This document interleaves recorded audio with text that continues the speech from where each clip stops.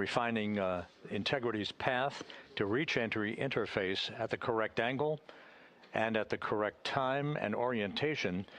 If you think of a cone across the Pacific Ocean, that's the entry corridor. We want to hit right into the middle of that corridor. I said yesterday it was like splitting the uprights, and that's exactly what it is. We want to make sure that we're right down the pike, heading toward the splashdown zone off the coast of San Diego.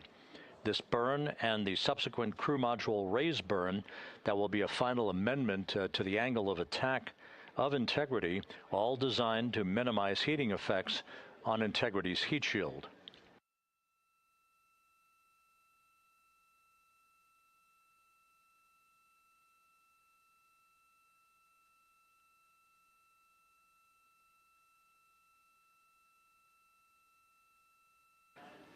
A short time ago, the Spaceflight Meteorology Group briefed the entry flight control team on the latest weather at the splashdown zone where the USS John P. Murtha is stationed, ready to begin recovery operations shortly after splashdown. The weather is ideal, not an issue in the terms of the winds, just 10-knot winds and wave heights less than 4 feet expected to greet the crew. There will be some broken and scattered clouds that Integrity will be descending through, but that's not a factor. We are committed, of course, to splashing down today at 7:07 and 7 seconds p.m. Central Time, 5:07 p.m. Pacific Time, 2.5 hours before sunset.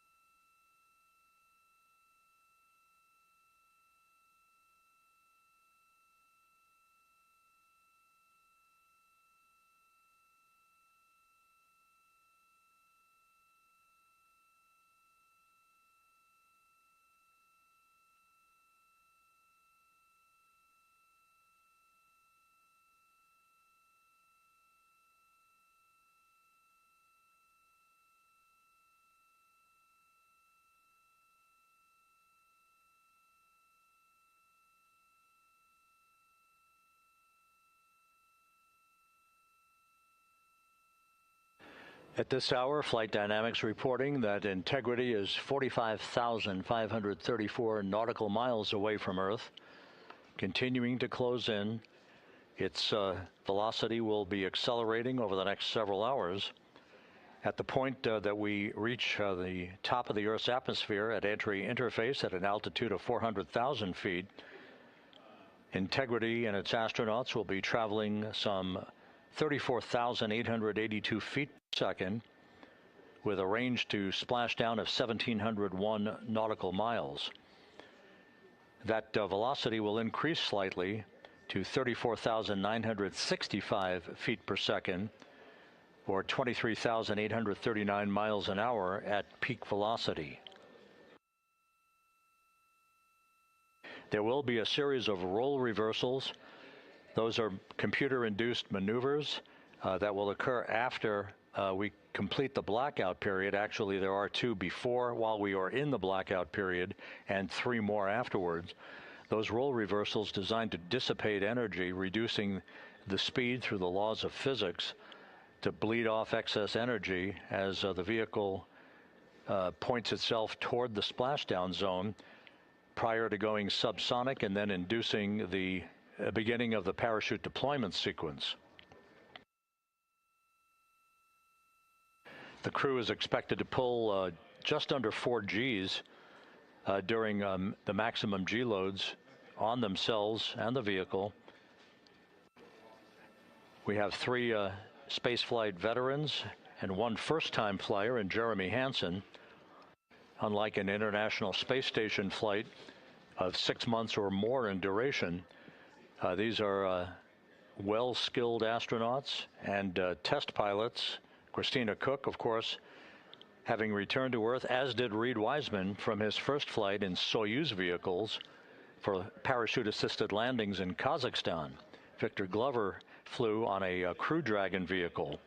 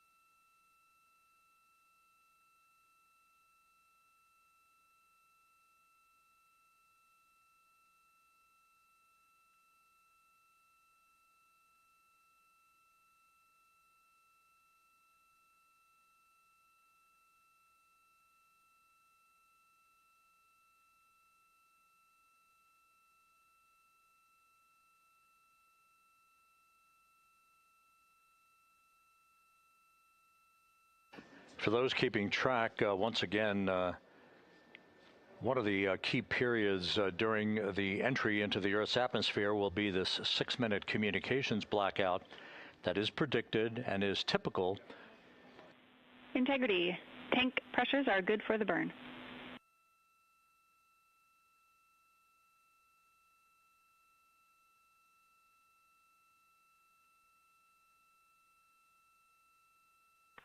Copy that, Jackie. Thank you.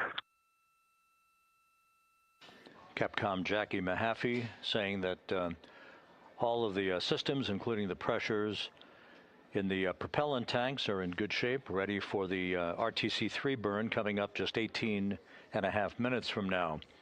Once again, the blackout period that will be of great interest to those listening and watching this evening is typical for any spacecraft re-entering the Earth's atmosphere because of the buildup of heat against a returning spacecraft, whether it's Integrity today or a Russian Soyuz vehicle or a SpaceX Dragon. These vehicles have heat shields that are designed to repel the heat. However, there is an ionization around the spacecraft, a buildup of plasma that is caused by the interaction of the velocity of the spacecraft entering the Earth's atmosphere and the friction of the Earth's atmosphere itself. This ionization period, or the blackout period, is expected to last 6 minutes tonight. It is expected to begin at 6:53 and 55 seconds p.m. Central Time, just 24 minutes or 24 seconds after the beginning of entry interface. That blackout of 6 minutes is the period of time where we will not be in communications with the crew or receiving data from Integrity itself as it barrels through the atmosphere. We will be communicating with the crew toward the end of that 6-minute period and reestablishing communications just as quickly as atmospheric physics will allow us to.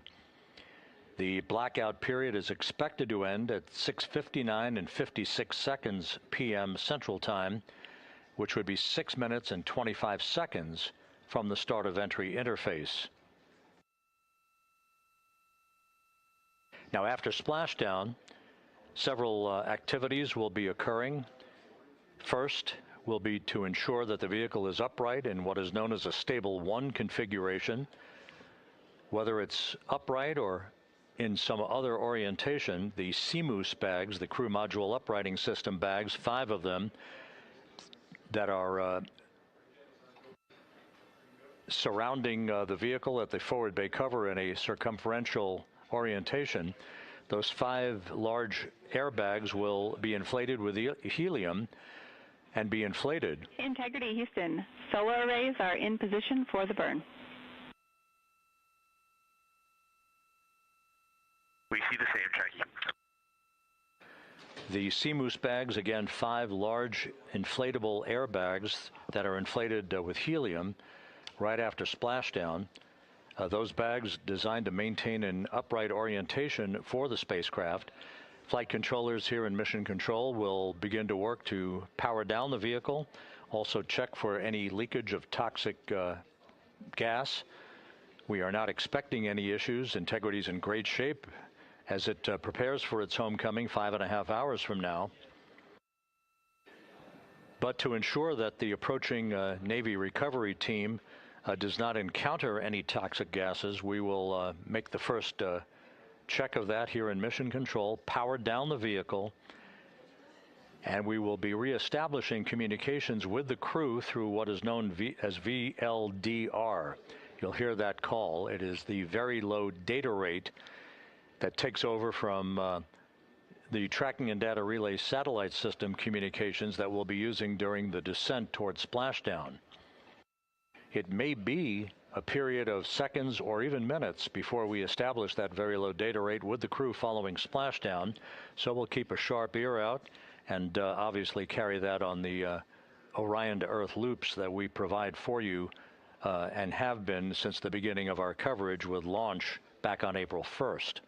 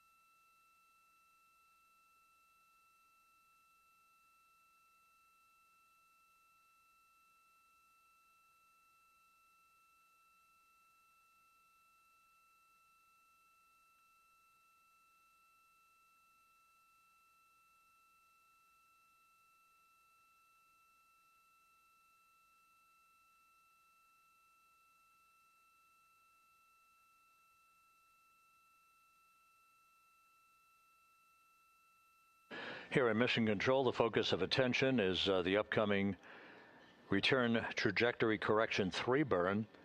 That's coming up less than 13 minutes from now. We're a couple of minutes out from maneuvering to that orientation.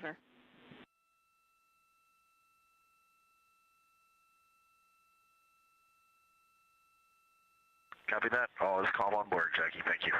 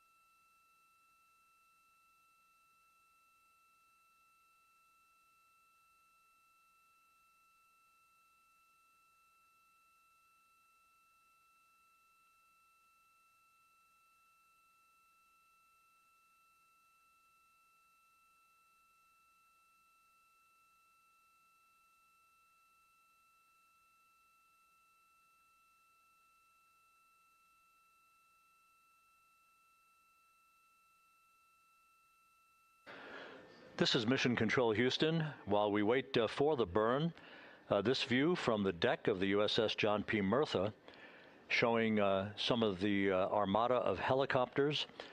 There will be Navy helicopters hovering over Integrity following splashdown. 2 of them to be employed in the hoisting of the crew members off of the front porch raft that will be erected alongside the vehicle following splashdown. 2 crew members, 2 astronauts for each of the 2 helicopters for the short ride back to the deck of the Murtha, where they will be brought into the medical bay for comprehensive post-flight medical exams. We'll have a lot more from the ship once we begin our NASA Plus coverage that will be simulcast with our continuing YouTube 24/7 coverage, the NASA Plus coverage beginning at 5:30 p.m. Central, 6:30 p.m. Eastern Time.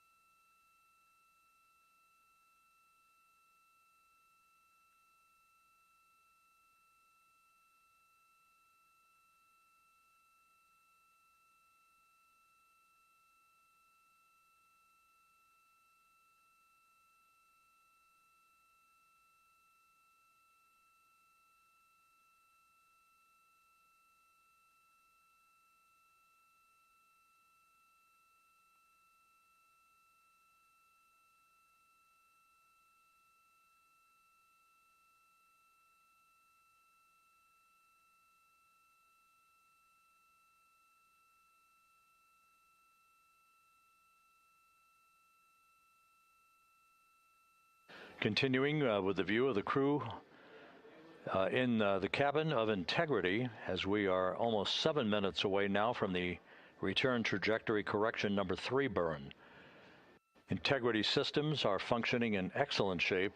The weather at the splashdown zone out in the Pacific is go and is forecast to be go. We are committed, of course, to a splashdown, that return trajectory that will enable Integrity's astronauts to splash down at 7:07 p.m. Central tonight.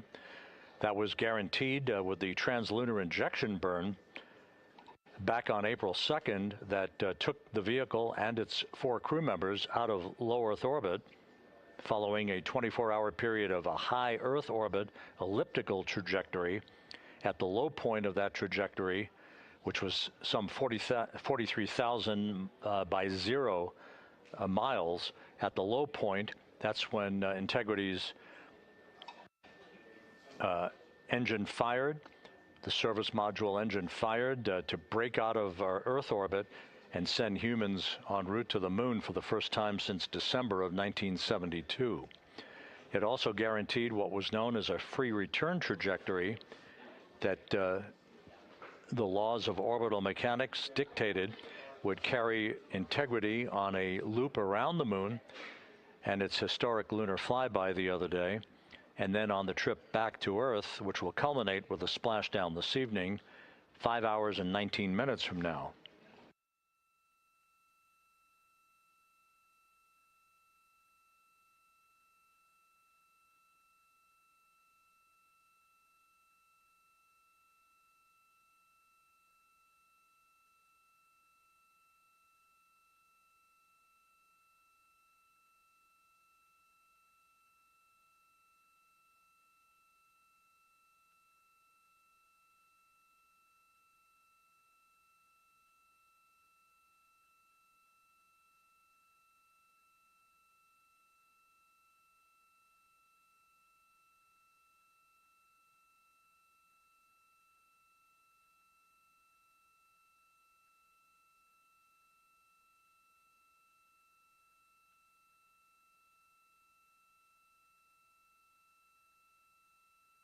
As you can see, the maneuver to the burn attitude has induced quite a bit of sunlight coming into the crew cabin. We're now under 5 minutes until the burn.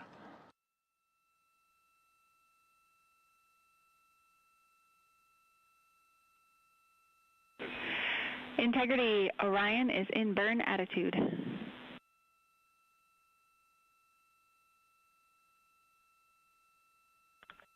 And it is an unbelievably spectacular view. Thanks, Jackie.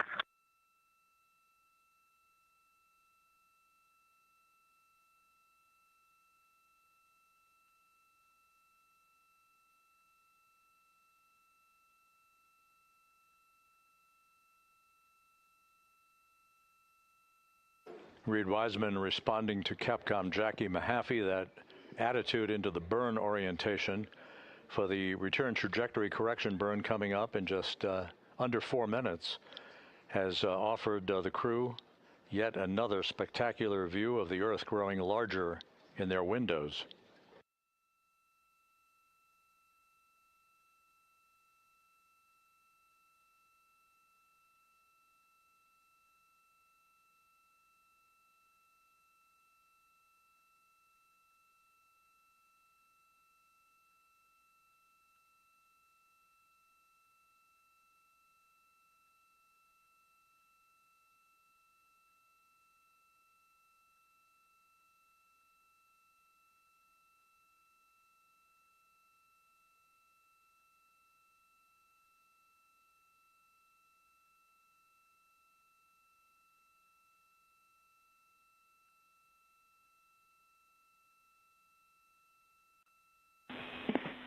Integrity Houston in 22.3 critical Q card.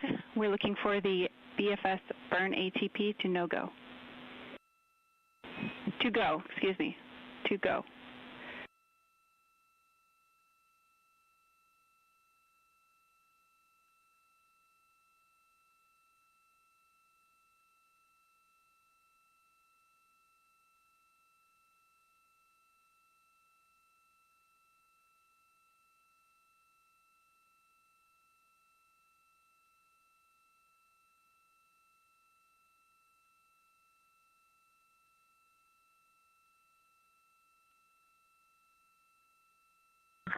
Good catch, Jackie. We are BFS burn ATP go, and we do not need to command the no-go on this because we're SM plus X.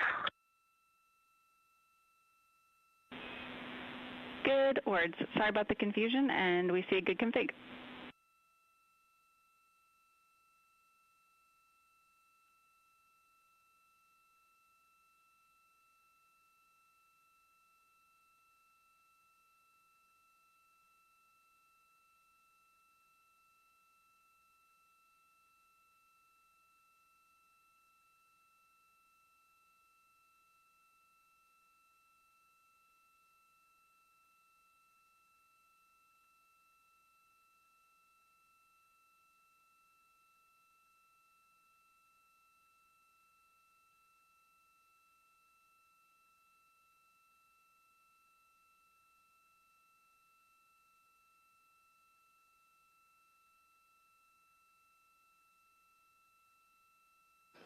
Coming up on 1 minute till the burn.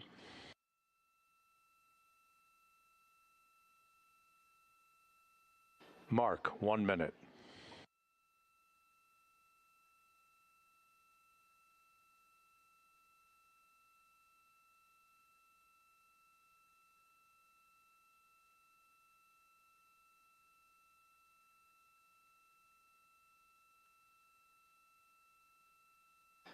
This is an 8-second burn with a change in velocity of 4.2 feet per second.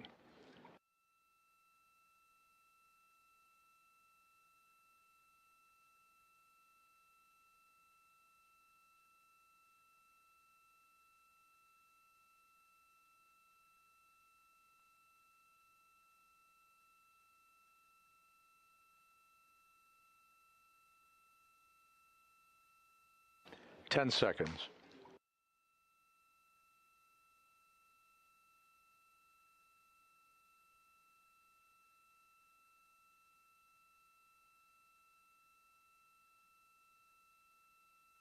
Burn underway.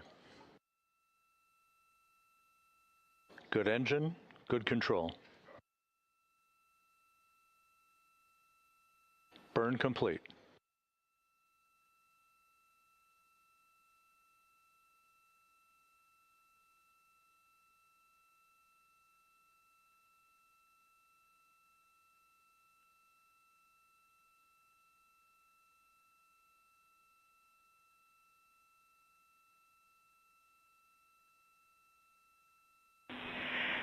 Integrity looks like a good RTC-3 burn, and we are assessing details.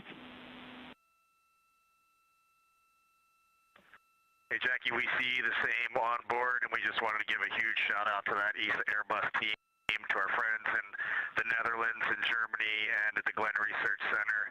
This vehicle powered us and it propelled us from the Earth to the Moon and back with extreme precision, and we are excited to be a part of your team. Houston and centers around the world, copy. Thank you.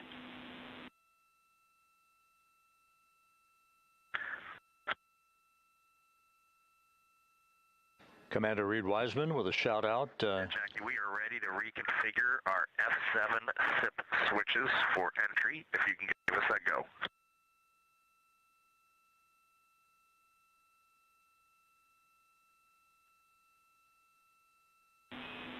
You are go for F7 switches. Reid Wiseman providing a shout out to the European engineering community. Copy the go. Which built the European service module. And you are now maneuvering back to biased tail to sun attitude. We see it. That European service module will separate from the crew module this evening at 6:33 p.m. shortly after we hand over communications from the Deep Space Network to the Tracking and Data Relay satellite system. And about 4 minutes before the crew module will use its thrusters in a 19-second raise burn to lift the aft end of the vehicle into the final angle of attack for entrance into the Earth's atmosphere and the mitigation of excessive heat loads on the heat shield of Integrity.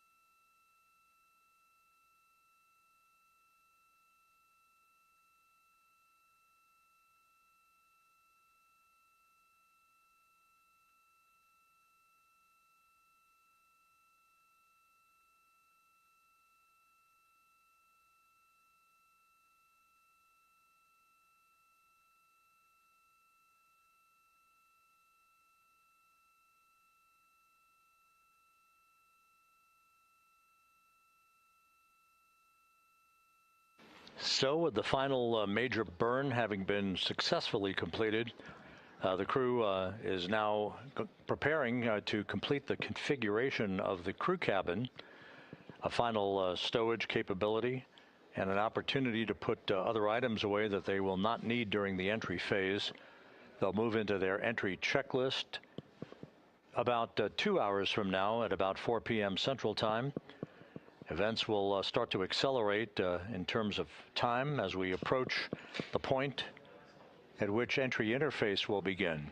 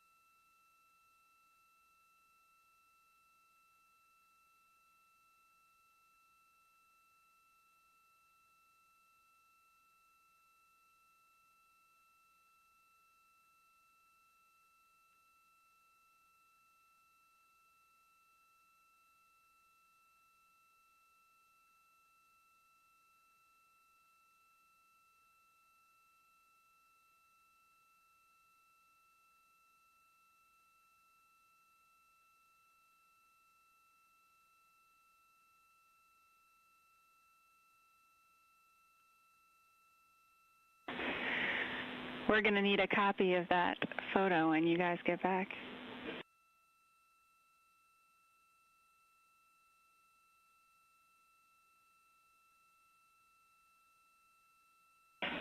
Copy them.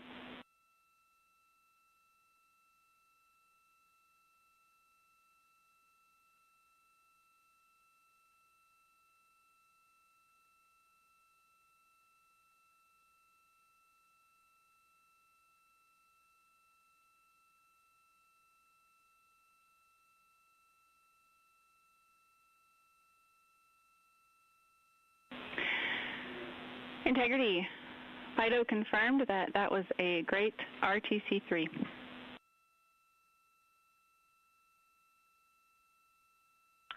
Outstanding. Thanks, Fido. And a second thanks to the team. That's awesome.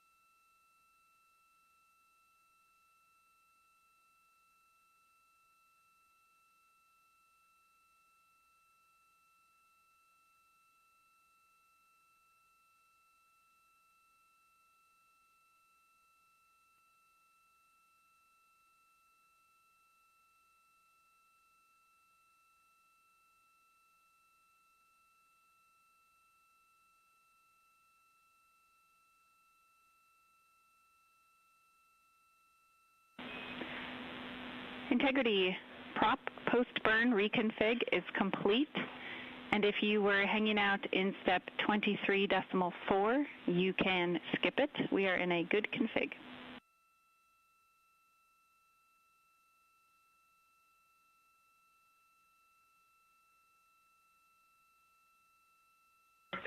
And Jackie, we were talking about seats. I'm in instruction 337 of 392, and then can you repeat that call?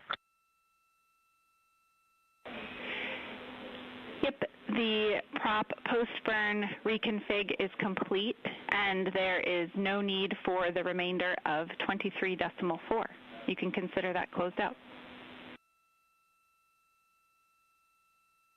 Remainder of 23.4, closed out, copy.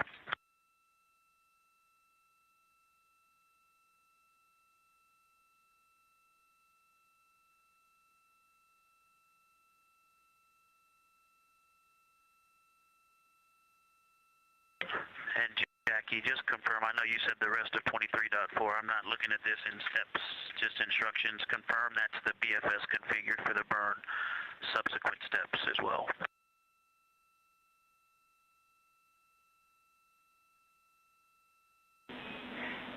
Affirm, all the way through instruction 347 can be skipped.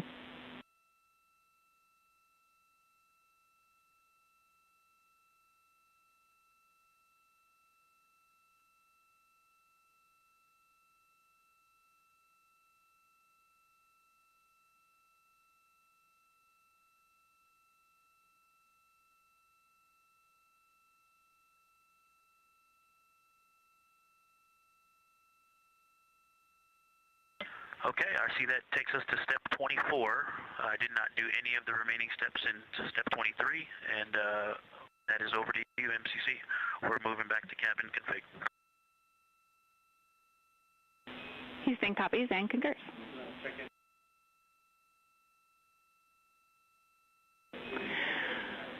And Victor and the rest of the Integrity crew, the only DPC-related topic we had for you this morning was to sync up on cabin config and get a status of where you are in the procedure.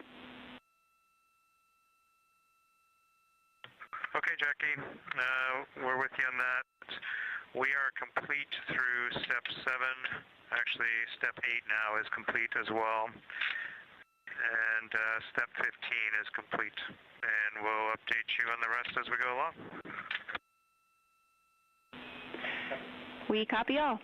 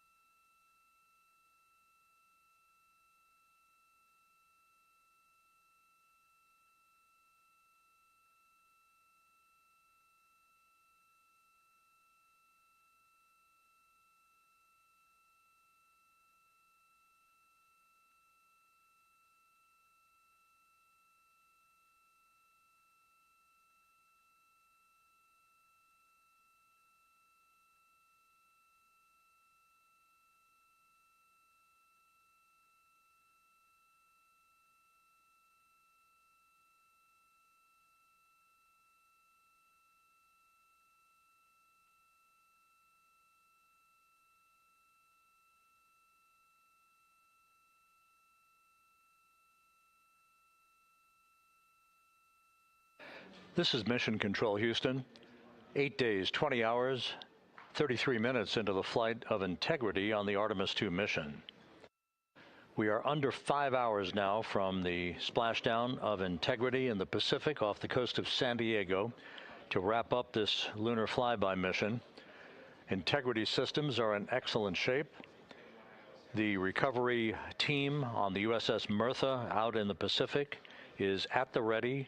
The ship is basically parked in the right position to be able to expedite a recovery of the crew following splashdown, and after the vehicle has been powered down,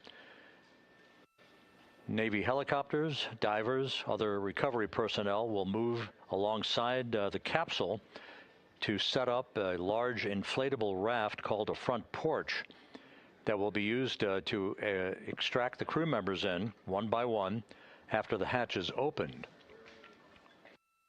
That process of extracting the crew is timelined at least and has been practiced to occur some 45 minutes to an hour after splashdown. The weather conditions out in the Pacific are ideal for today's splashdown. We're talking winds just 10 knots and wave heights less than 4 feet. You couldn't ask for better weather for this homecoming for Integrity, the first time that a crew will have splashed down in the vehicle in the Artemis program. We completed the final major maneuver of the mission using the European Service Module's thrusters a short time ago. That was the return trajectory correction number 3 burn that basically fine-tuned ever so slightly the trajectory and the path of Integrity and sweetened the angle of attack so that we hit the right corridor coming in over the Pacific Ocean with onboard computers honed in on the splashdown zone, some 1,701 nautical miles downrange from the start of entry interface. Splashdown is scheduled at 7:07 and 7 seconds p.m. Central Time, 5:07 p.m. Pacific Time, 2.5 hours before sunset at the splashdown site.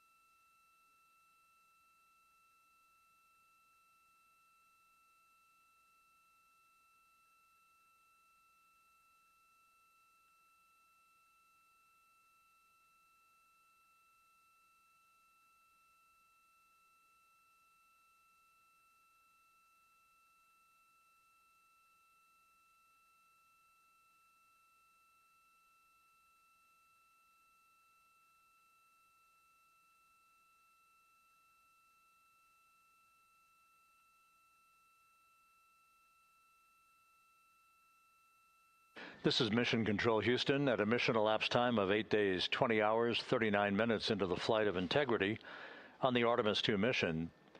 There is our planet growing larger in the field of view with each passing minute. We are currently 34,900 nautical miles from Earth and beginning to accelerate toward a splashdown in the Pacific for this four-person crew. 4 hours and 52 minutes from now. Everything on board Integrity is in great shape. All the systems are functioning perfectly. The crew is in the process of wrapping up their cabin configuration, stowing final items that they no longer need for the remainder of their journey. They will also move into an entry checklist in about an hour and 45 minutes, reviewing entry procedures and the latest uplink messages to them before we begin the process of getting the crew suited up prior to the crew module, service module separation. All is well aboard Integrity and the weather is go for splashdown. The USS John P. Murtha is in place in the recovery zone, ready to begin deploying its assets for imagery as well as for the recovery operations themselves.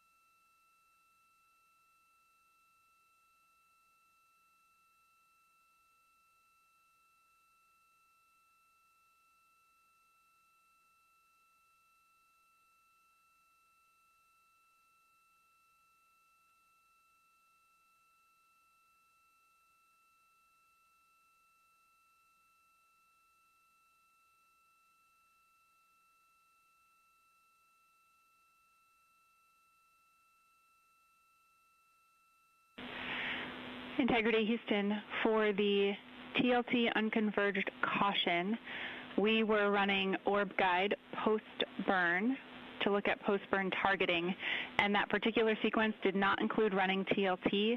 That is what triggered the caution. We have no concerns. Okay, outstanding. Thank you.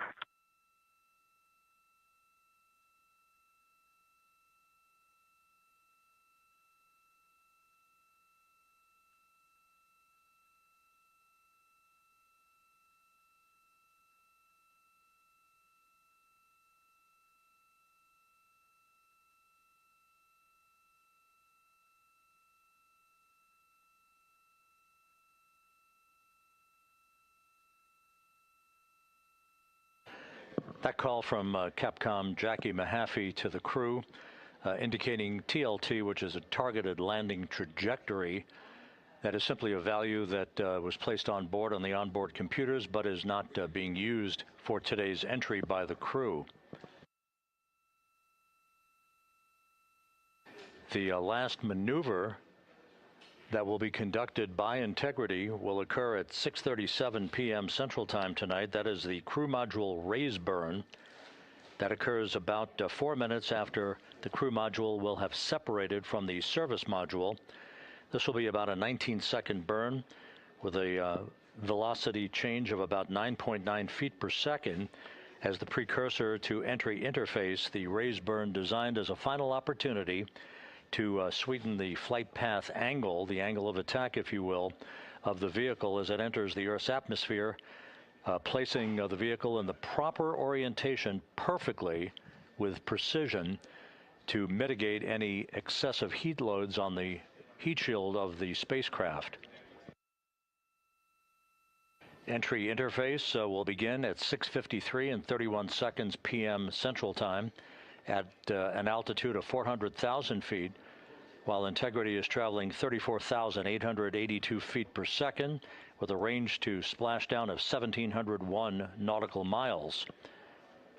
Within 24 seconds after entry interface, which is essentially the top of the Earth's atmosphere where the crew will begin to feel the tug of gravity, we'll start a 6-minute blackout period that is expected, in which we'll lose communications with the crew and data here in the flight control room. The blackout is induced by the buildup of ionization from the interaction of the velocity of the vehicle with the friction of Earth's atmosphere. It creates a plasma shield around the vehicle, preventing communications from occurring. That 6-minute blackout is scheduled to end right around 7 p.m. straight up, and at that point, the vehicle will have descended to an altitude of 157,000 feet above the Earth, traveling at 13,300 feet per second.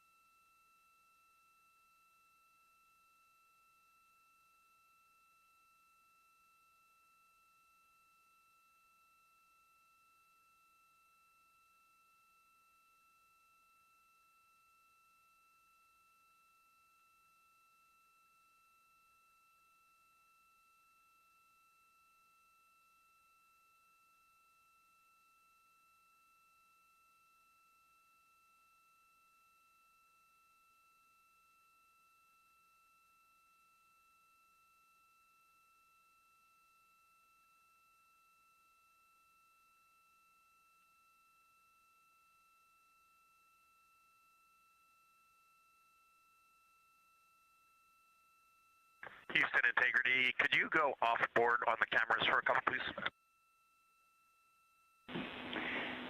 In work.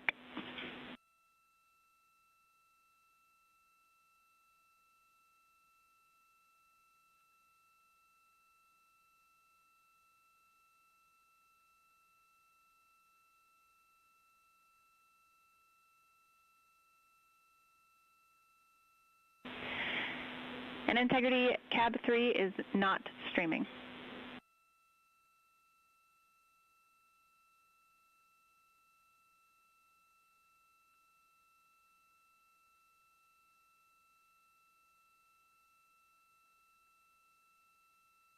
Thank you, Jackie.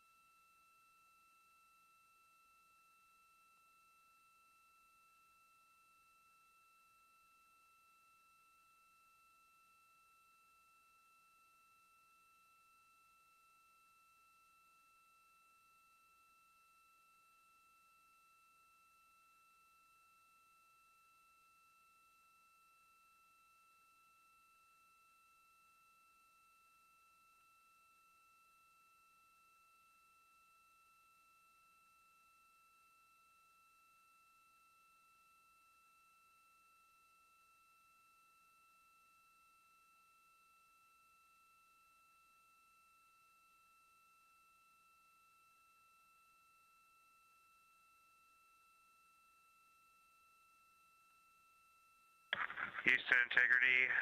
Step 9 is complete. The seats are configured. Houston, copy. Seats.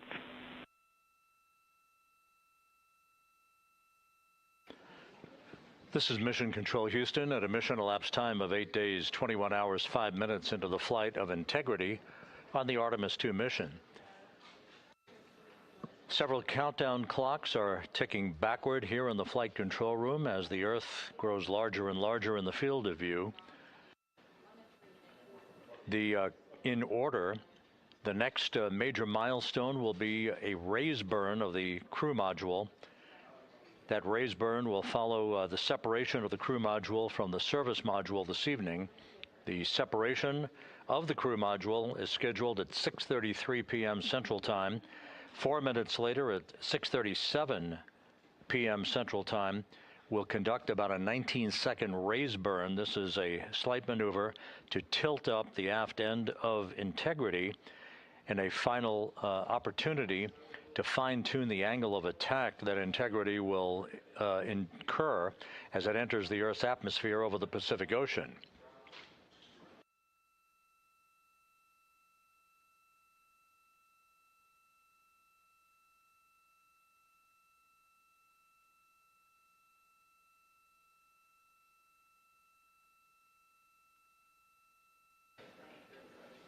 The entry path for Integrity today is portrayed here in this graphic.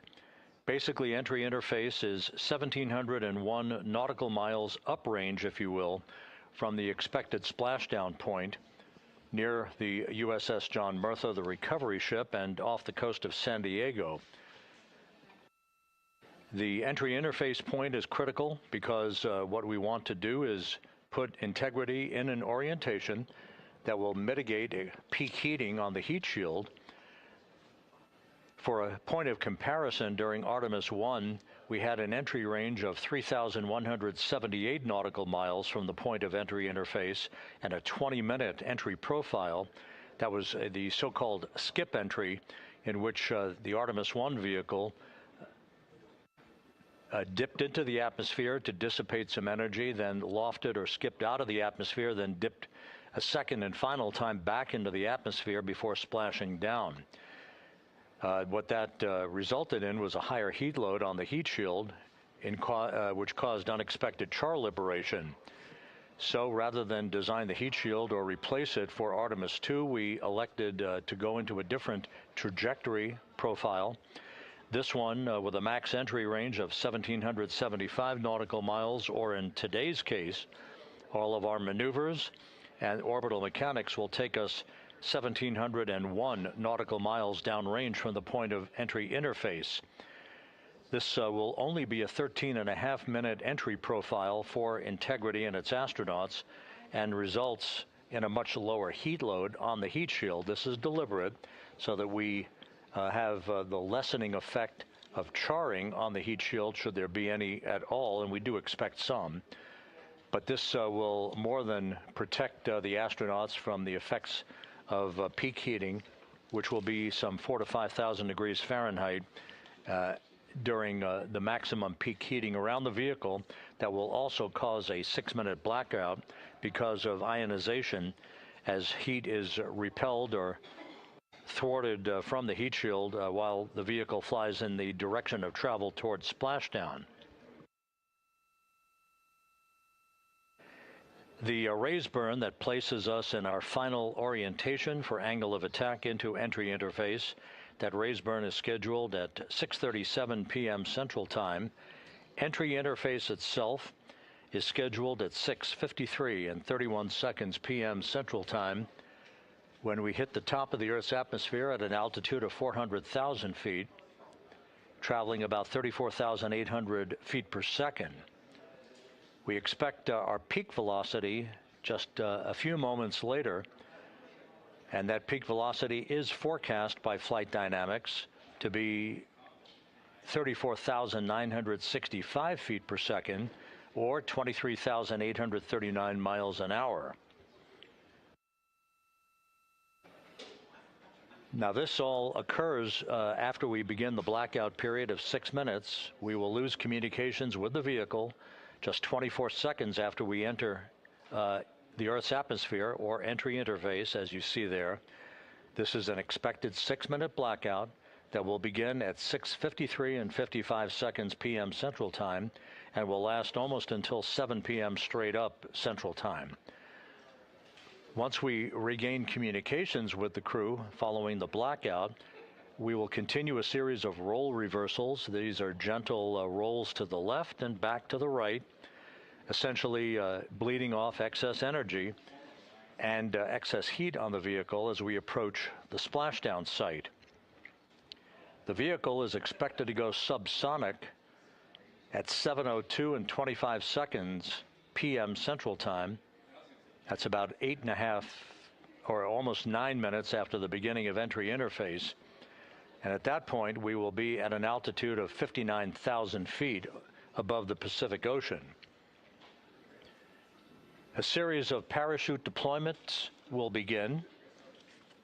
The first of that will be the forward bay cover parachutes that will basically pull the top forward bay cover off the very top of the vehicle, allowing other parachute deployment activities to occur.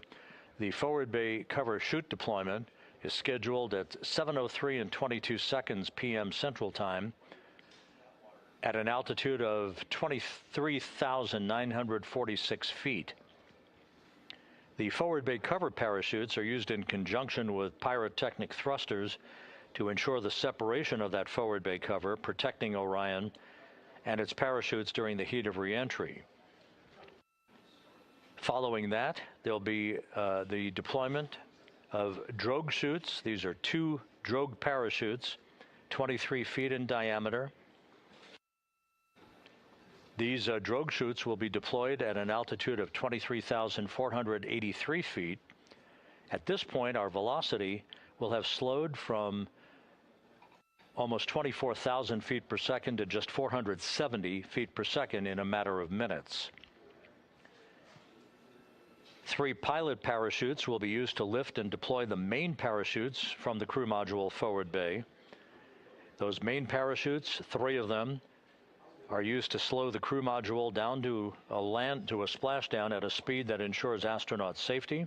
Each main parachute 265 feet in length from the crew module attachment to the top when inflated.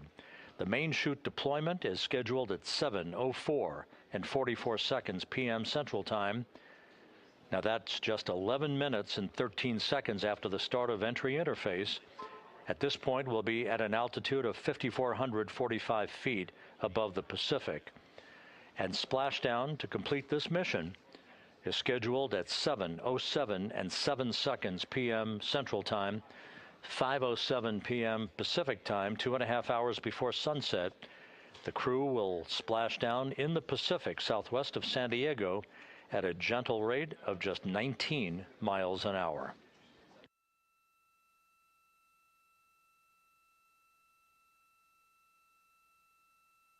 Following splashdown, the flight control team here in Houston is not done. Our work is just beginning at that point as we begin the process of powering down the vehicle. This is after we have established communications with the crew through a very low data rate system. The communications link will no longer be active through the tracking and data relay satellite system, so we're going to be going to a very low data rate system. We hope to establish communications with the crew fairly rapidly. That's not guaranteed. It depends on the orientation of the vehicle. The likelihood is the vehicle will splash down upright in what's known as stable 1. Whether it's upright or in some other orientation, we'll begin the process of inflating 5 inflatable airbags that are positioned in a circumferential manner around the forward bay cover at the top of integrity. These airbags will be inflated through helium. Those 5 airbags will guarantee the proper orientation upright for the spacecraft through the rest of the process of extracting the crew, which should take some 45 minutes to an hour to complete. Navy divers, fast boats, a pair of Navy helicopters, other recovery personnel will come alongside the vehicle to begin erecting an inflatable raft called the front porch that the crew will be extracted into. You've seen that in movies. You've seen it in the Apollo program and archival footage. And one by one, the crew will be hoisted in alternating fashion to two hovering Navy helicopters for the trip back to the deck of the USS John Murtha, where they will leave the helicopters and move into medical bay on the ship for comprehensive medical examinations.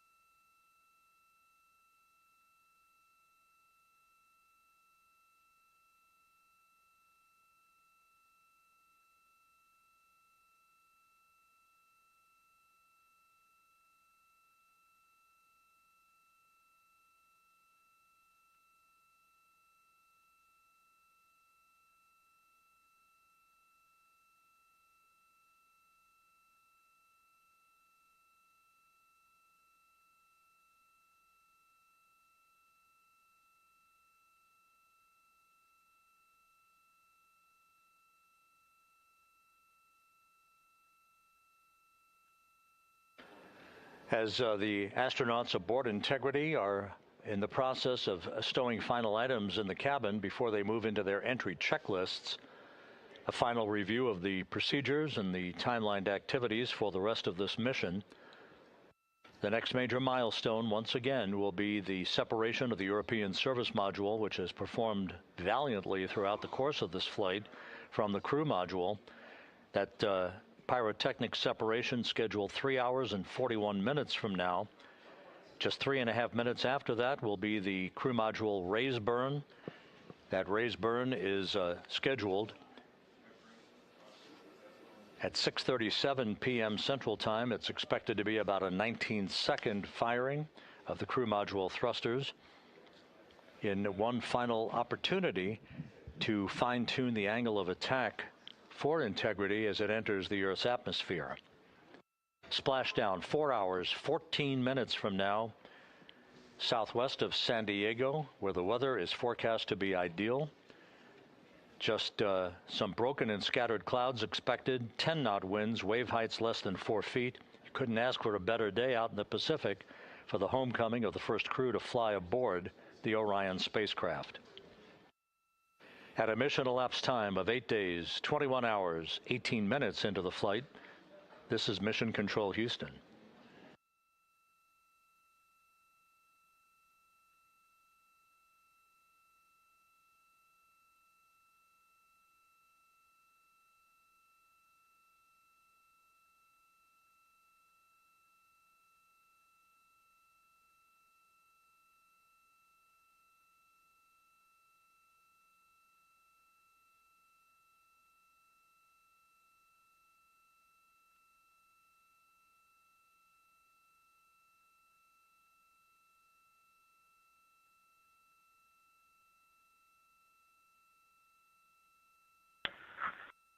Houston Integrity, Jackie, steps 10 and 11 are complete.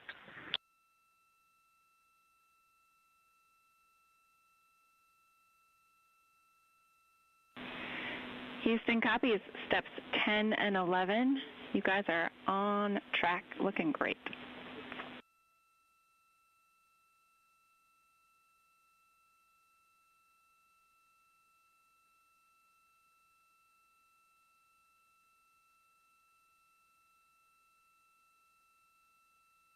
For those just joining this view of the key players here in Mission Control, part of a flight control team. Rick Henfling, second from the right, is the entry flight director for this mission. Seated to his left is Judd Freeling, who was the flight director for Ascent back on April 1st. Jackie Mahaffey is second from the left. She is the Capcom whose voice you'll be hearing throughout the course of the afternoon and evening, talking directly to Integrity's astronauts through Splashdown. Stan Love, a veteran astronaut, is on the far left of your screen. He was the Ascent Capcom. He's joining Mahaffey today as a second set of eyes on all the data that we'll be discussing and hearing from the crew during the course of their high-speed entry back into the Earth's atmosphere.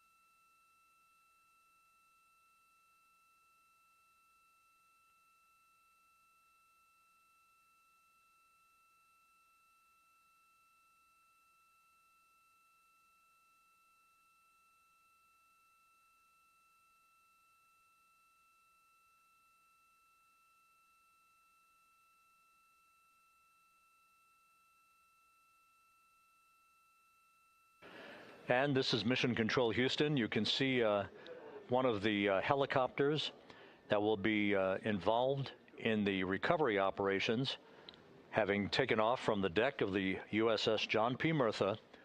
Recovery operations underway. Several helicopters will be employed not just for recovery, but for imagery activities.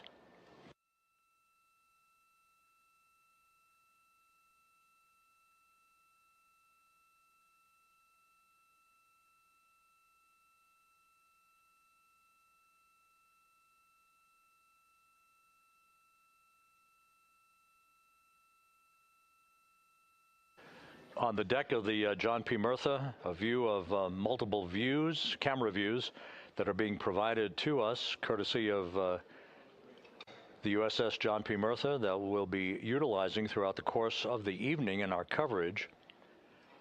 Once we start the NASA Plus coverage at 5:30 p.m. Central Time, 6:30 p.m. Eastern Time, that's a simulcast of our 24/7 YouTube coverage.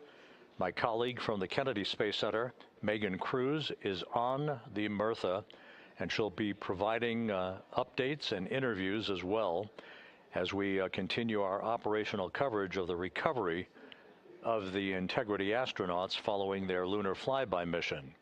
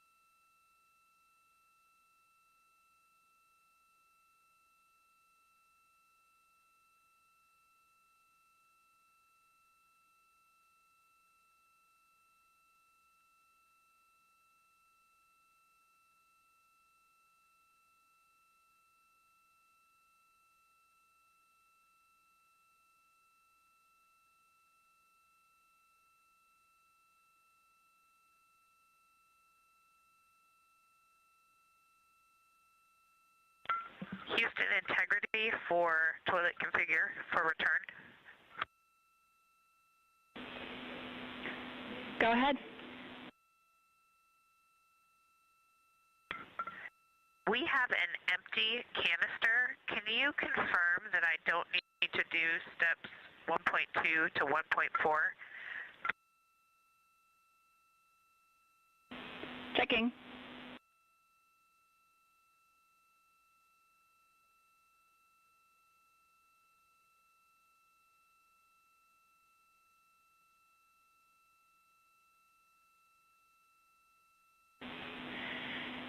And Christina, we concur you do not need to perform the steps you listed.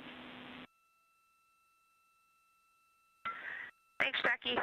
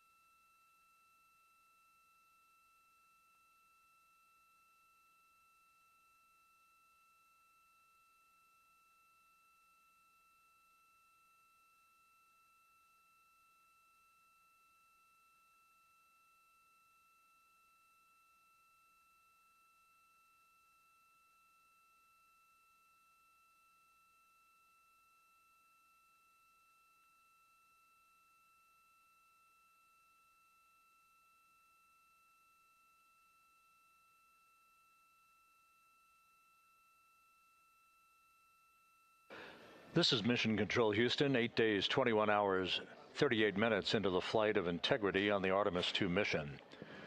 On board, all is quiet, as it is here in Mission Control, with everything moving along in trip hammer fashion, in good shape, all of Integrity's systems in great shape, and the weather at the splashdown zone off the coast of San Diego couldn't be better.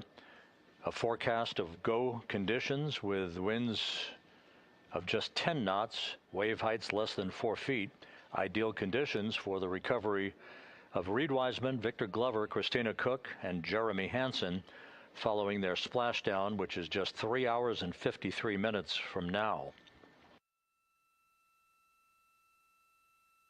The next major milestone coming up in 3 hours and 19 minutes, that will be the separation of the crew module from the European service module that has performed perfectly during the course of the flight. The service module separation from the crew module scheduled at 6:33 p.m. Central Time. Just 4 minutes later, there will be a slight maneuver, a raise burn as it is called. This will tilt the aft end of the crew module upward ever so slightly in one final opportunity to refine the flight path angle, the angle of attack, if you will, as Integrity enters the Earth's atmosphere at the point called entry interface. That is at 6:53 and 31 seconds p.m. Central Time, or some 16 minutes after the raise burn itself.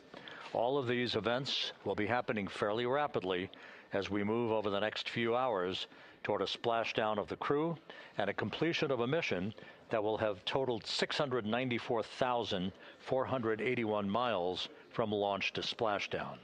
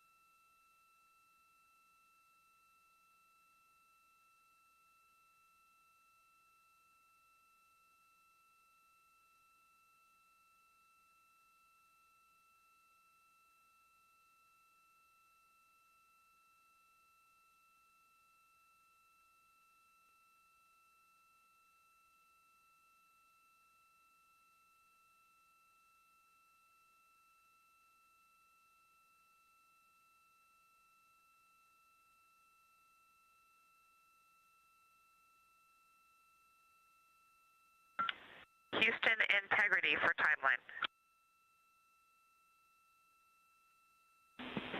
Christina, we're with you. Hey, Jackie. You guys okay if we start entry checklist 30 minutes early?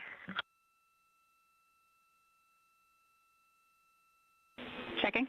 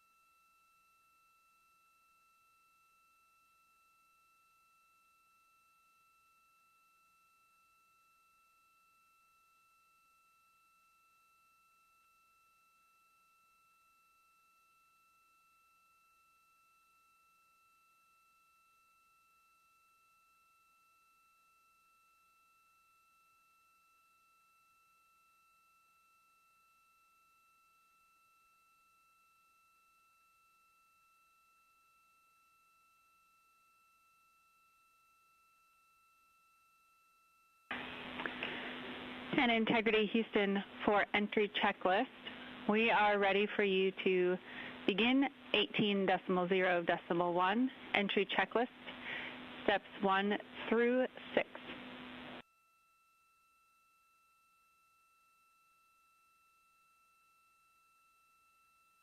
Copy. We're go entry checklist 1 through 6. Thanks. And step 3 for GPS can be skipped. GPS has been powered and it still looks good.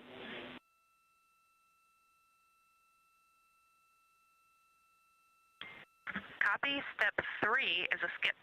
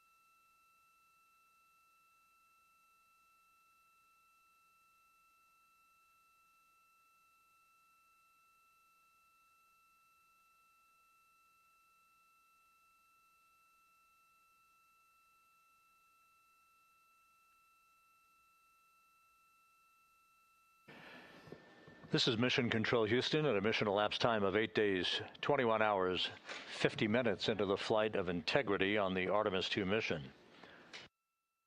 The crew is completing the configuration of the crew cabin. Soon they'll be breaking out their launch and entry suits in preparation for donning those suits and conducting leak checks as we get a bit further along in the entry preparation time frame. Meanwhile, we're looking forward to the next major milestone. That will be the separation of the crew module from the European service module 3 hours and 7 minutes from now. That's scheduled to occur at 6:33 p.m. Central Time, 7:33 p.m. Eastern Time. 4 minutes after that, we'll conduct a raise burn. This will be about a 19-second firing of Integrity's thrusters with a change in velocity of 9.9 feet per second. That will adjust the angle of attack of the vehicle by gently tipping the aft end of Integrity higher, if you will, like sitting in a reclining chair and basically leaning back a bit. This angle to dissipate some energy, and then we lofted back out of the atmosphere briefly, then dipped back in a second time before splashing down in the Pacific. After the flight, the post-flight inspection and video analysis showed that there was an area of mechanical char liberation that was not expected. And so after extensive analysis and the review of an independent review team, it was determined to adjust the entry profile for Artemis II, minimizing the range of entry from 3,178 nautical miles to a distance of just 1,775 nautical miles across the Pacific. So instead of 20 minutes of exposure to heating effects, today we're going to only encounter 13.5 minutes of heat loads on the vehicle. Our intended splashdown target is about 1,701 nautical miles downrange from the point of entry interface. It will be about 13.5 minutes from the time that we enter the Earth's atmosphere at an altitude of 400,000 feet at 6:53 and 31 seconds p.m. Central Time to the point of splashdown at 7:07 and 7 seconds p.m. Central Time. In that brief 13.5 minute period, peak heating on the vehicle should be about 4,000 to 5,000 degrees Fahrenheit. The heat to be repelled by Integrity's heat shield, as it is for any vehicle entering the Earth's atmosphere that has a crew on board. The crew should be experiencing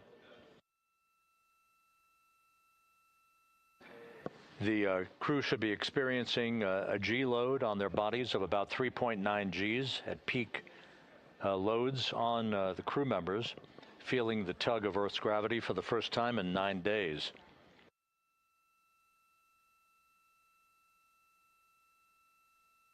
We will decelerate from a speed of 23,839 miles an hour just after we begin the blackout period of 6 minutes in duration to a splashdown velocity of just 19 miles an hour. All that happening in rapid fire succession. Splashdown now 3 hours and 36 minutes from now. 7:07 p.m. Central Time, 5:07 p.m. Pacific Time. The USS John P. Murtha is on station.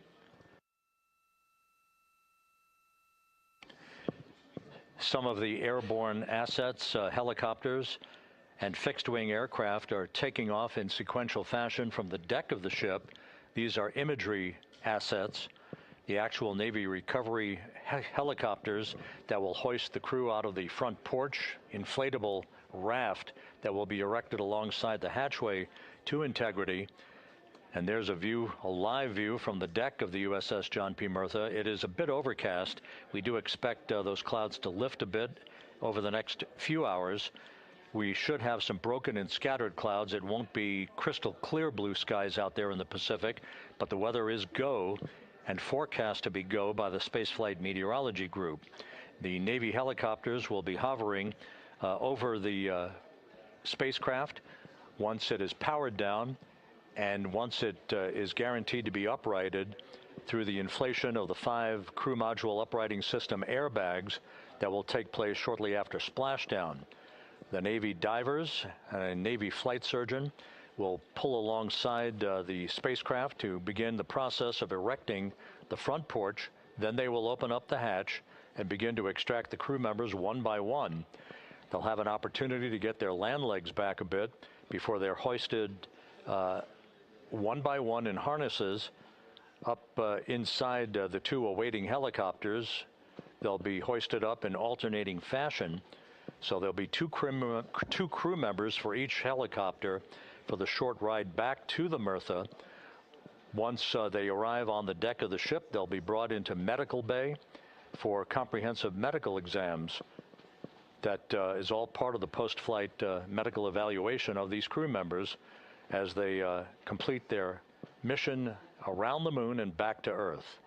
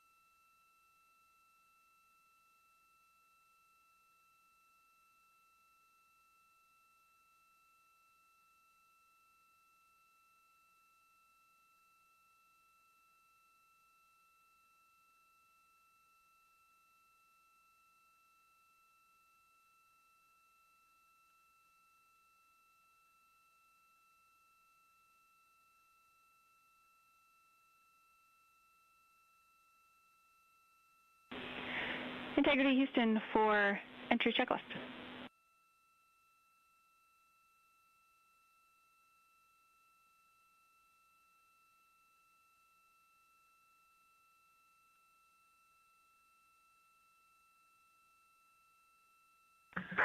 Go ahead, Jackie. Hey, Reid, a couple of questions for you. We realized we didn't give you an explicit thumbs up to perform step 1.2 for the flight path angle hash mark update, so we wanted to confirm that you did in fact perform the set EI FPA limits procedure. And secondly, we want your opinion on the in and out CMIS caution. Is that something that will be distracting such that we should inhibit it?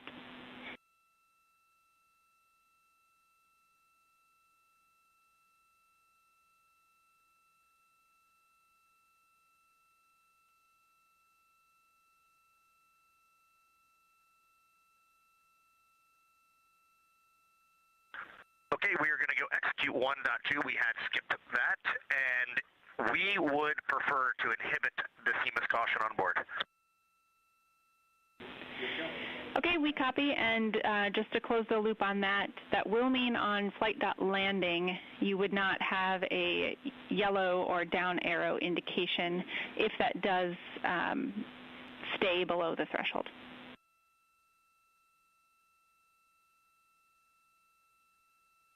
And that is totally fine.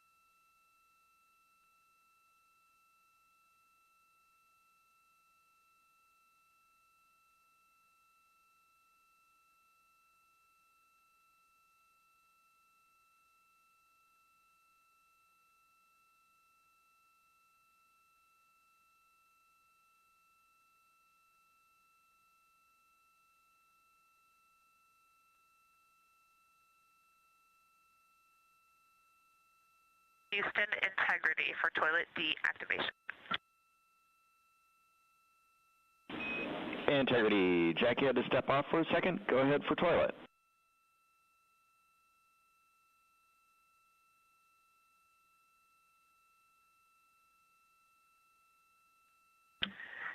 Yes, sir. Hey, Stan. Great to hear your voice. We are ready for MCC to deactivate the toilet. Houston copies. Putting that in work.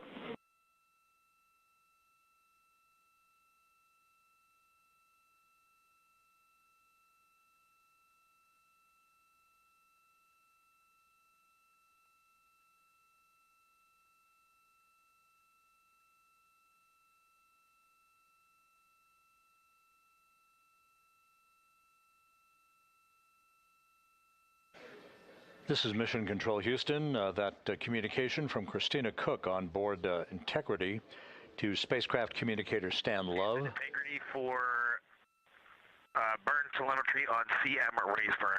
2 questions.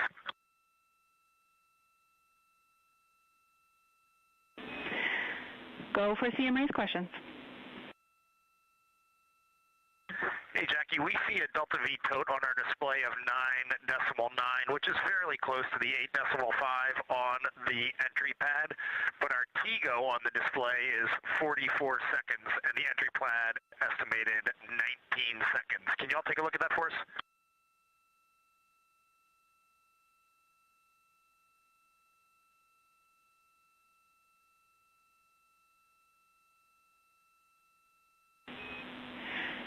Hey, Reid, good catch. The explanation there is that Delta V is about what we expect update-wise, but the TGO calculation is not understanding that you will not have the SM when you burn CM raise. So it's doing a different mass calculation there. I remember that class in November of 2023 in Building 5 on the 3rd floor. Thank you very much.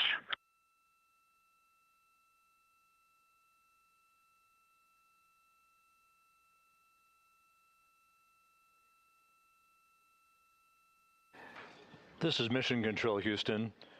Commander Reid Wiseman inquiring about the values for the upcoming crew module raise burn. Again, as we've explained, this burn that's scheduled 2 hours and 51 minutes from now is designed to tilt the angle of attack a bit upward, basically raising the aft end of the vehicle prior to entry interface, to improve the angle of attack and minimize heating effects on the heat shield for the Orion vehicle. The crew module raise burn will occur about 4 minutes after the service module is separated from the crew module, and we're expecting about a 19-second burn. Integrity, Houston, the toilet is unpowered.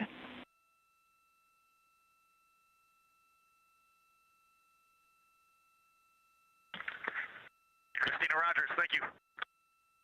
The crew module raise burn is expected to be 19 seconds in duration, with a change in velocity of about 9.9 feet per second. Once again, that's designed to fine-tune the angle of attack for Integrity as it enters the Earth's atmosphere, which will occur about 16.5 minutes after the raise burn itself. And as you heard, spacecraft communicator Jackie Mahaffey relaying that we have sent commands to turn off the ship's potty, so it is no longer to be used for the remainder of the mission, with splashdown scheduled 3 hours and 19 minutes from now.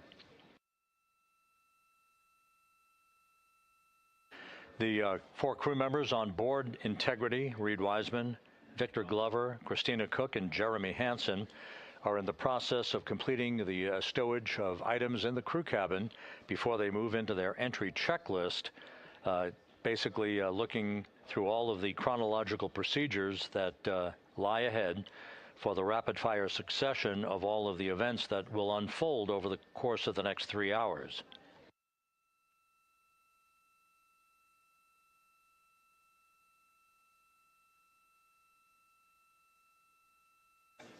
Integrity is about 25,000 nautical miles from Earth, continuing to accelerate towards a splashdown in the Pacific 3 hours and 18 minutes from now. All of Integrity's systems are in excellent shape. The crew is great, feeling well, and the weather in the splashdown zone in the Pacific, although a bit cloudy with broken and scattered clouds, is a go forecast with just 10-knot winds and wave heights less than 4 feet.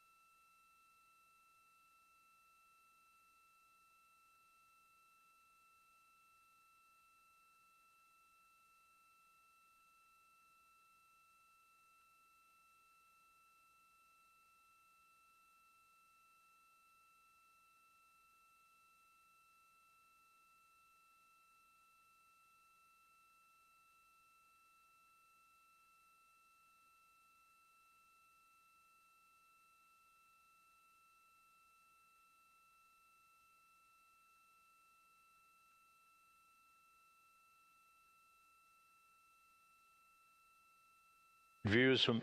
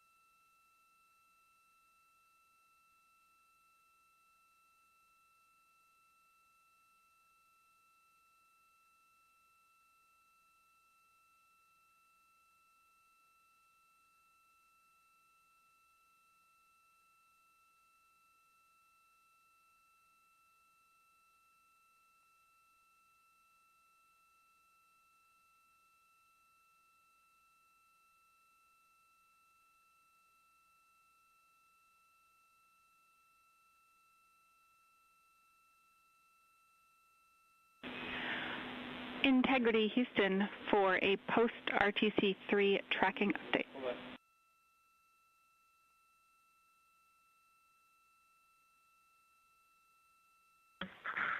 Go ahead, Houston.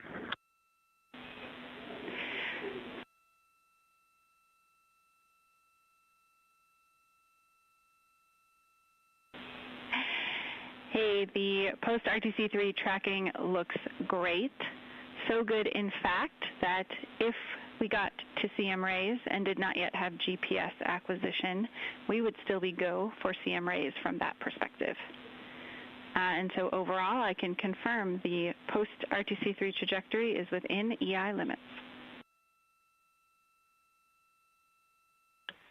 All right, Jackie, we love that. That says a lot about our FIDO folks in this vehicle.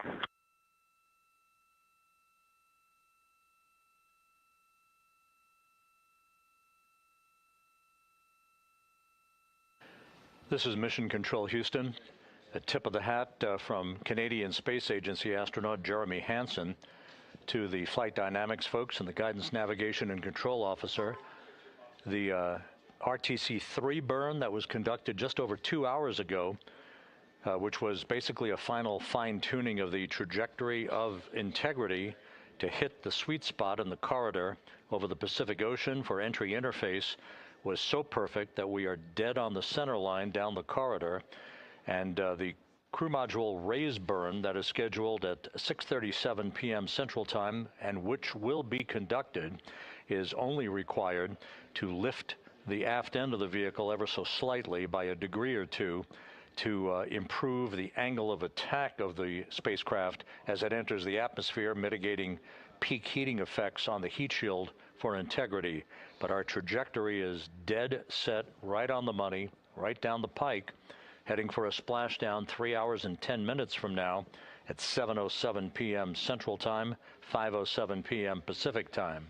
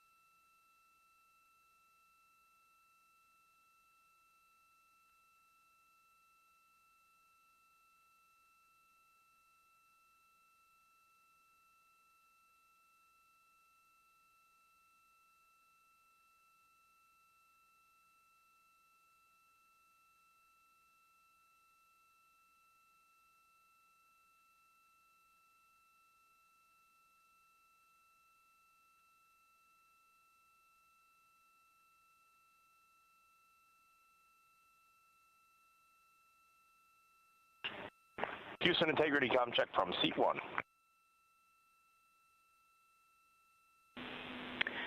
Seat 1, have you loud and clear coming down on both OE 1 and 2? How me on 1? Got you loud and clear on 1, Jackie. We're going to stay in this config on both 1 and 2, and Reid and Victor are in our seats, slowly proceeding along.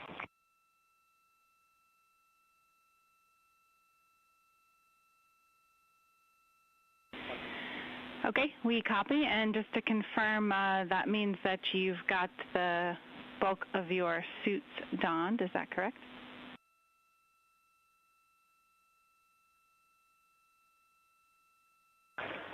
Just for Reid and Victor, A-firm. We're not gloved, not helmeted yet.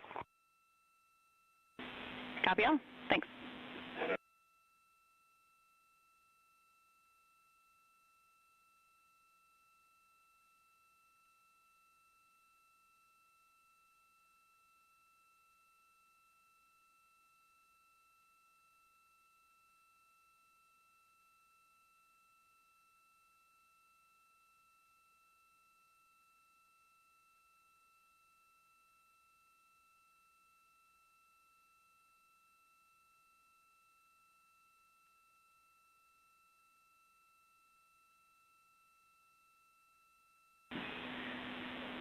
Integrity BFS is configured for entry with outputs inhibited. And a reminder, when you get to step 9.3, use your separate instance of 18.3.101 to save off the time. 100%, thanks.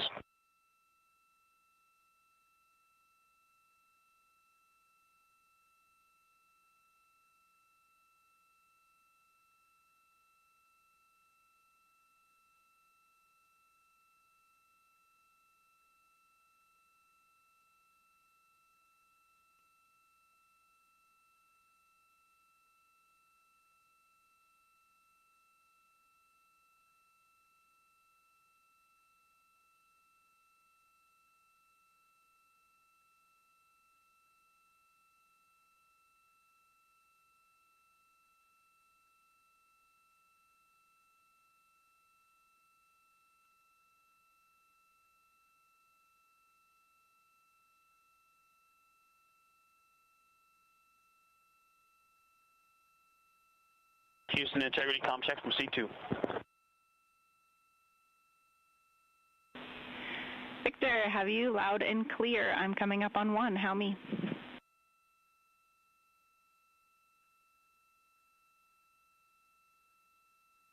Jackie, I have you loud and clear on 1.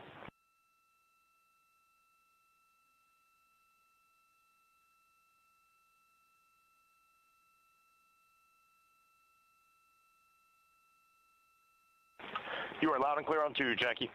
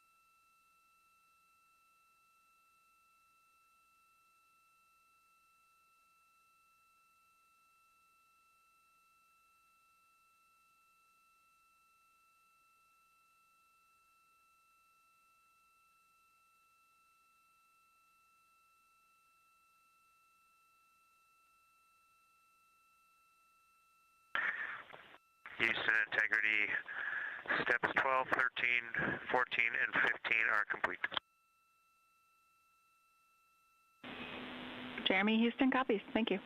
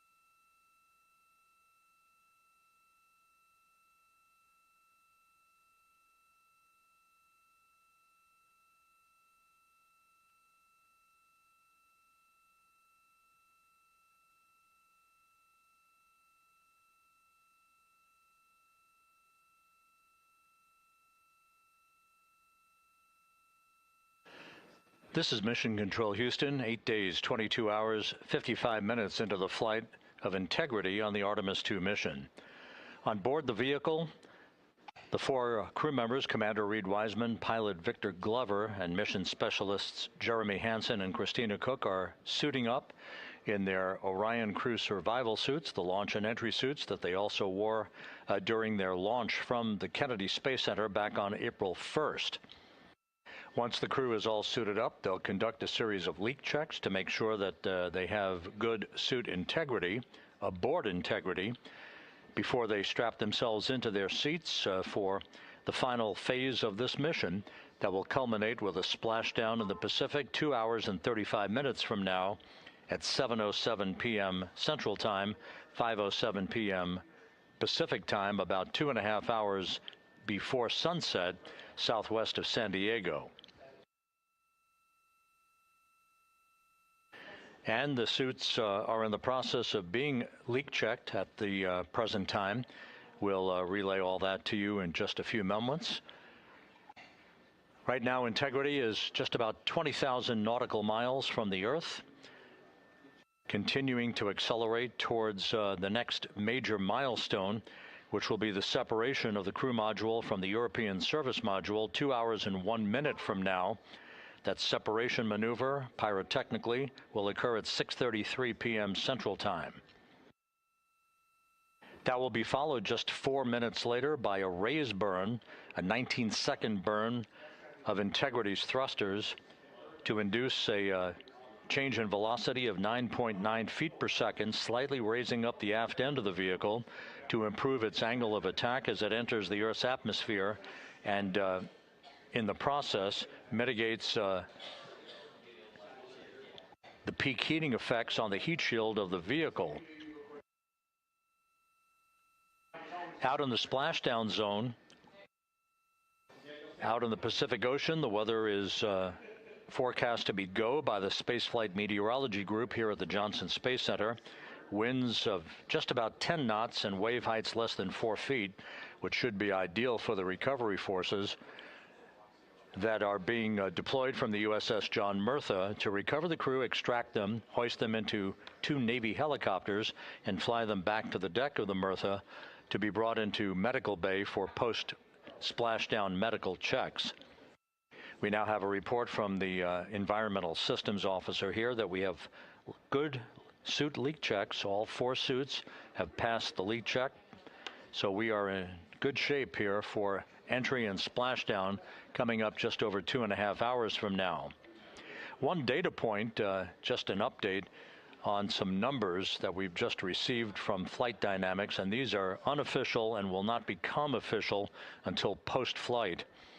We now anticipate that the maximum speed that Integrity will encounter as it enters the Earth's atmosphere will be right around the same time as we enter a communications blackout of 6 minutes in duration. We're expecting Integrity's peak speed at 6:54 and 4 seconds p.m. Central Time, and at that point, the vehicle should be traveling at 24,661.21 miles per hour, which will be just 130 miles short in velocity of the record that was set back in 1969 by the Apollo 10 crew, Tom Stafford, Gene Cernan, and John Young, on their return from orbiting the moon.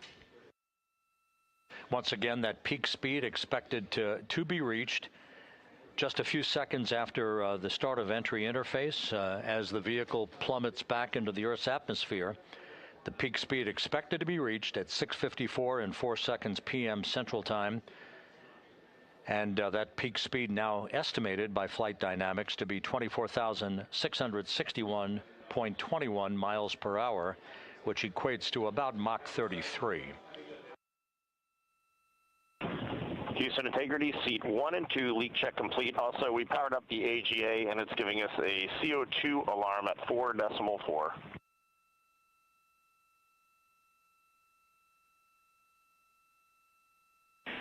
We copy leak check.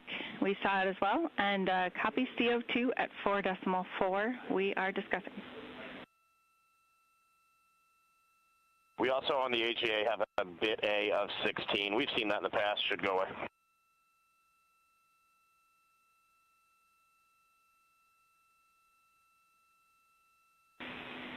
And Reid, is the AGA been powered for 5 minutes yet, or are we still in that wait period?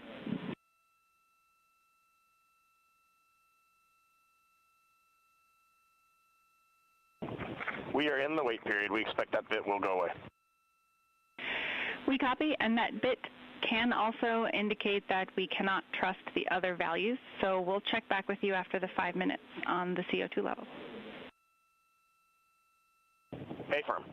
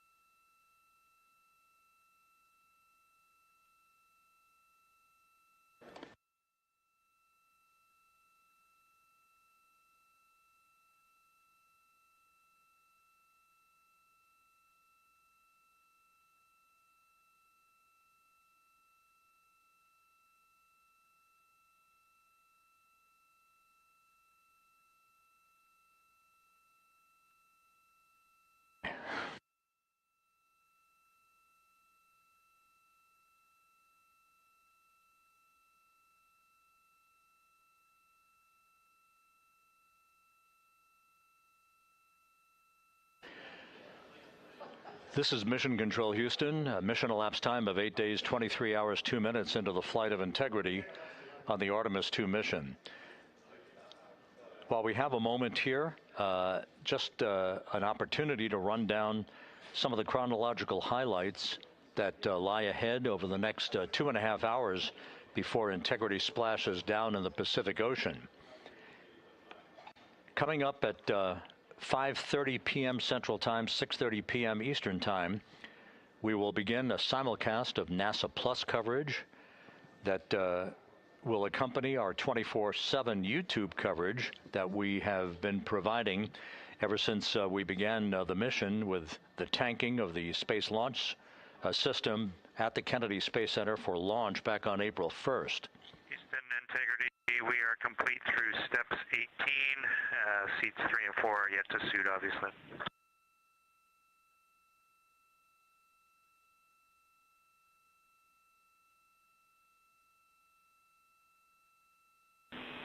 Jeremy, we copy you completed 16 through 18, and confirm for us whether you needed any adjustments of CIAS in step 17.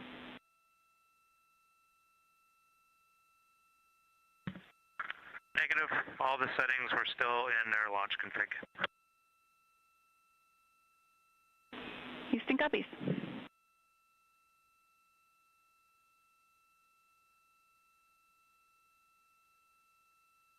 Once again, with the leak checks having been successfully completed on the 4 launch and entry suits for the crew members on board Integrity, once again we'll begin our NASA Plus coverage as a simulcast to our 24/7 YouTube coverage in less than an hour at 5:30 p.m. Central Time, 6:30 p.m. Eastern Time. At 6:15 p.m., we're going to hand over communications from the Deep Space Network to the Tracking and Data Relay Satellite System as Integrity continues to approach the Earth. Currently, Integrity is less than 20,000 nautical miles from its destination and a splashdown in the Pacific. We will separate the European service module from the crew module at 6:33 p.m. Central Time. And just 4 minutes later, we'll conduct a raise burn, a 19-second burn of the Integrity thrusters to slightly tilt the vehicle's orientation upward, with the aft end being tilted upward. That will also change the velocity by 9.9 feet per second and complete the orientation of the vehicle for its angle of attack as it enters the Earth's atmosphere. Entry interface, where we reach the first traces of Earth's atmosphere and where most of the dynamic operations will then begin. Entry interface is scheduled at 6:53 and 31 seconds p.m. Central Time, where Integrity will be at an altitude of 400,000 feet above the Earth, traveling at about 34,882 feet per second with a range to splashdown of 1,701 nautical miles.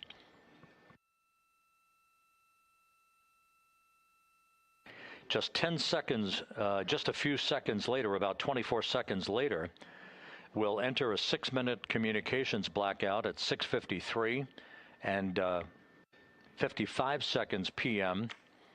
That communications blackout will be due to the buildup of plasma around the vehicle, the ionization of the interaction of the velocity of Integrity with the friction of the Earth's atmosphere. So the communications blackout, to last about 6 minutes in duration, will start 24 seconds after entry interface. At 6:54 and 4 seconds p.m., we'll reach our peak velocity. This is an estimation from Flight Dynamics. We should be reaching a peak velocity of 24,661.21 miles per hour, or somewhere around Mach 33. This will fall about 130 miles per hour short of the speed record set by the Apollo 10 command module, the Charlie Brown, during the Apollo 10 mission of Tom Stafford, Gene Cernan, and John Young back in the spring of 1969.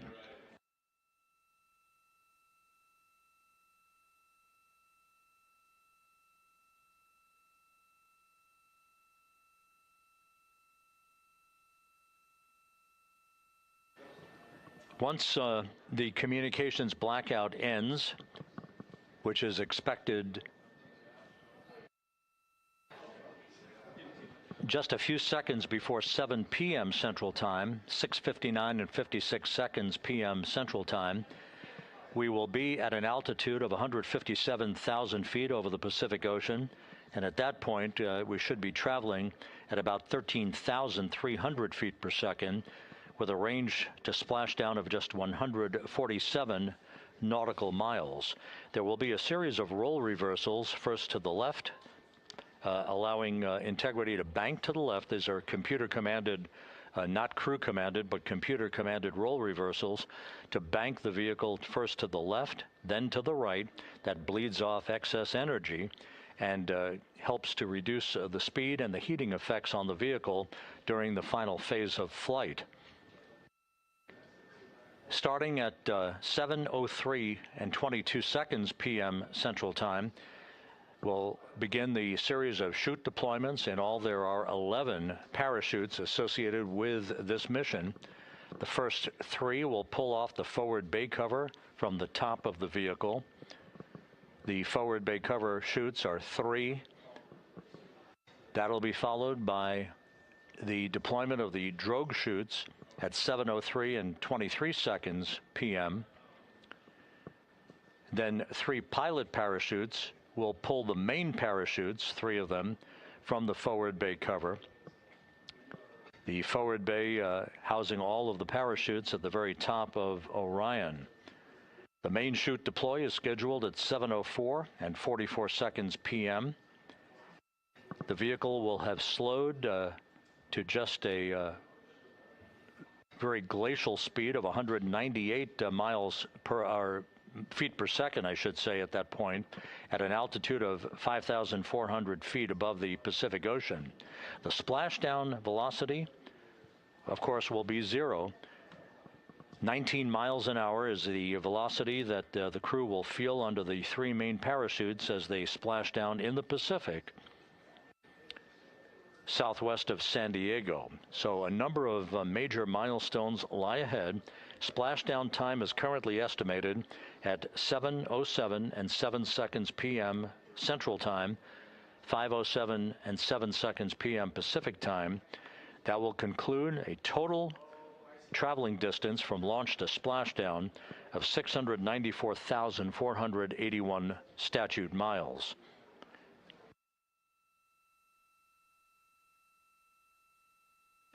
We're just 1 hour and 48 minutes away now from crew module, service module separation. The crew has donned their launch and entry suits. They've conducted leak checks. Everything is in order, and the weather is go at the splashdown site.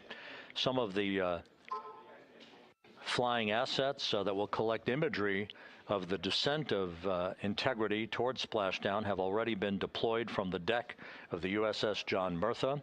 The actual recovery team members will be deployed in helicopters and fast boats a bit later on as we approach splashdown, and of course after splashdown itself. Once the vehicle splashes down, we'll be deploying the 5 inflatable airbags at the top of the vehicle with helium. That will ensure that the vehicle is upright throughout the course of the recovery operations. The team here in Mission Control will check all of the systems on Integrity, make sure that we are not leaking any toxic gases from the spacecraft, and that will be the signal for the start of the power down of Integrity systems and the ability of the first members of the recovery team to approach the vehicle to set up the inflatable life raft called the front porch, which will be used to bring the crew members out of the vehicle into that front porch one by one after the hatch is open to Integrity. We expect the extraction of the crew to be some 45 minutes to an hour after splashdown, which would be about 30 to 45 minutes after the vehicle is powered down.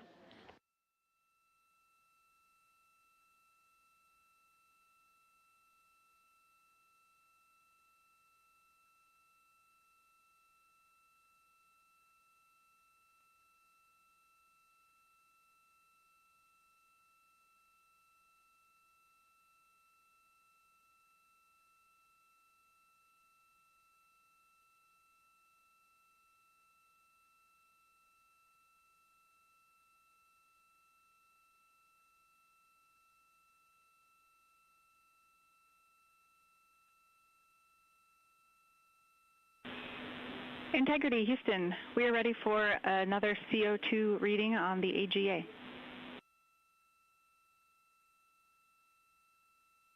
It is 5.1.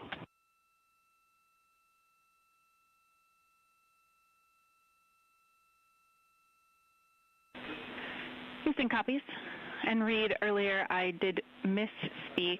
The CO2 reading specifically would not have been affected by that particular bit.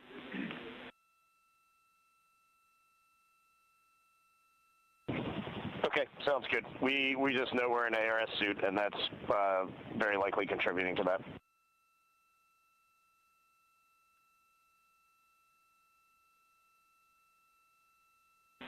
We concur.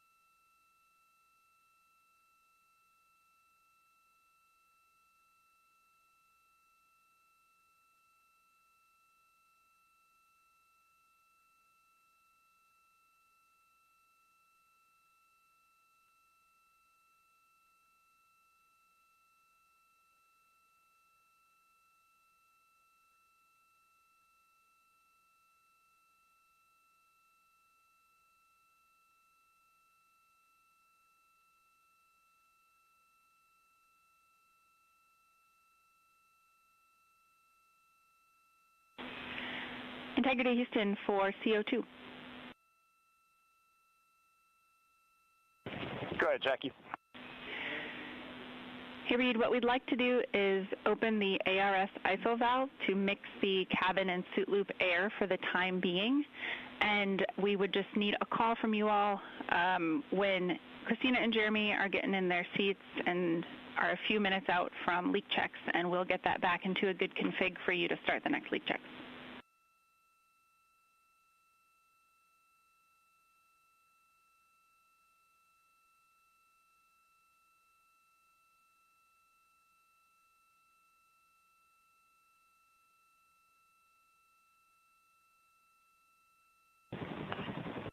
Hey, Jackie, that's a reasonably good idea. Can we just hang on that for a little bit and see how we're doing?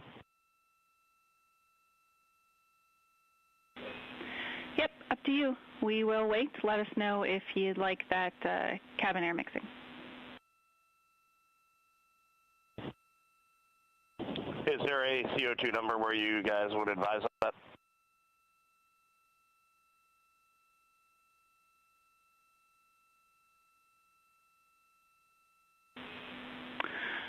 Reid, we would not want to go above 7. Yeah, that's perfect. Let us monitor it for just a couple minutes here.